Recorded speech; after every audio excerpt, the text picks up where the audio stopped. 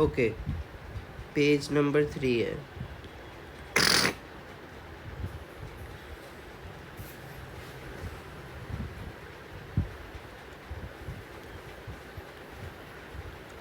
Electrostatic induction से हम charge कैसे क्रिएट कर सकते हैं।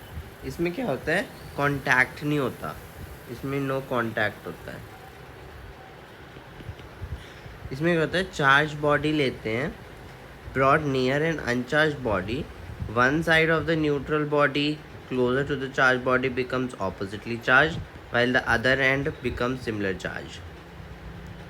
यहाँ पे हमने Q लिया तो ये माइनस हो गया और ये चार्ज इंड्यूस हो गया, और यहाँ पे पॉजिटिव हो गया, ऑपोजिट चार्ज हो गया। मैंने अर्थ दे दी और ऐसे करके मैंने इसमें नेगेटिव चार्ज का एक बॉल निकलवा दी। Induced charge can be lesser और equal to the inducing charge. ये होता है इंड्यूस्ड चार्ज, ये होता है इंड्यूसिंग चार्ज। ठीक है, तो इंड्यूस्ड चार्ज जो होता है वो लेस हो सकता है या इक्वल हो सकता है इंड्यूसिंग चार्ज के, बट ज़्यादा नहीं हो सकता है। और उसकी मैक्सिमम वैल्यू क्या होती है, ये होती है मैक्सिमम वैल्यू, ये याद कर लेते हैं। Q dash is equal to Q1 minus 1 by capital K। Capital K क्या है, पहले तो Q देखो, ये इंड्यूसिंग चार्ज है। K is the dielectric constant of the material of the uncharged body. It is known as specific inductive capacity of the medium और relative permittivity of the medium. Dielectric constant याद कर लो, vacuum का 1 है, air का 1.0003 है, ठीक है, glass का 5 से 10 के बीच में है, बट मेटल का इनफाइनाइट होता है, वाटर का 80 होता है। ठीक है, कंडक्शन के थ्रू अगर हम चार्ज पैदा करें थ्रू कांटेक्ट, ठीक है ना, इसमें सेम साइन चार्ज निकलता है, सेम चार्ज होता है। अगर हमारा बॉडी नेगेटिव है तो वो पूरी नेगेटिव फैल जाएगा ऐसे। इलेक्ट्रोस्कोप हम करेंगे नहीं। कूलाम्स लॉ है, इसमें क्या होता है, दो स्टेशनरी चार्ज है जैसे कि क्यू क्यू, इनके बीच में डिस्टेंस है आर। अभी अगर पॉजिटिव पॉजिटिव है तो ये रिपेल करेंगे, अगर ये पॉजिटिव नेगेटिव है तो ये अट्रैक्ट करेंगे।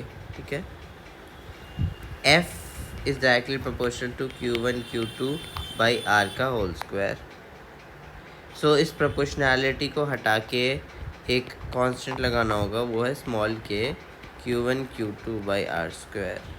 सो ये स्मॉल k होता है, ये CGS यूनिट में 1 है और SI यूनिट में 1/4 पाई एप्सिलॉन नॉट है, विच के 1 हो गया ऊपर, यहाँ पे हो गया 9 न्यूटन मीटर स्क्वायर पर कूलम स्क्वायर। F पता चल गया क्या हो गया फिर, 1 न्यूटन 10⁵ डाइन होता है। Absolute permeability of the air और फ्री स्पेस, उसको भी याद कर लो, 8.85 इंटू 10⁻⁻12, ऑपोजिट है इसकी value, coulomb square newton metre square, it's also known as farad by metre. Dimension formula याद कराओ इसका, 13 - 13 42 याद करो, MLTA -1342। वेक्टर फॉर्म में कुछ नहीं है, बस वेक्टर लग जाता है। Effects of medium,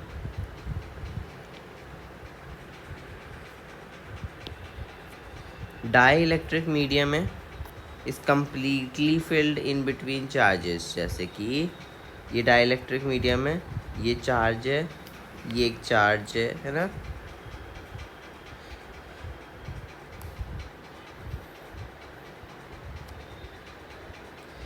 so rearrangement of charge inside dielectric medium takes place.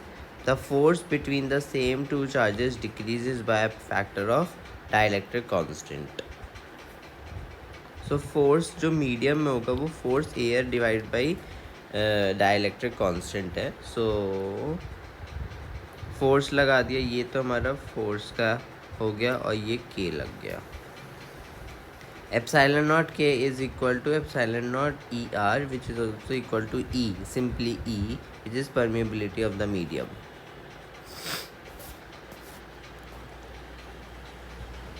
ठीक है, इसके बाद if dielectric medium constant K thickness T is partially filled between the charges, partially filled, then air separation between the charges become different।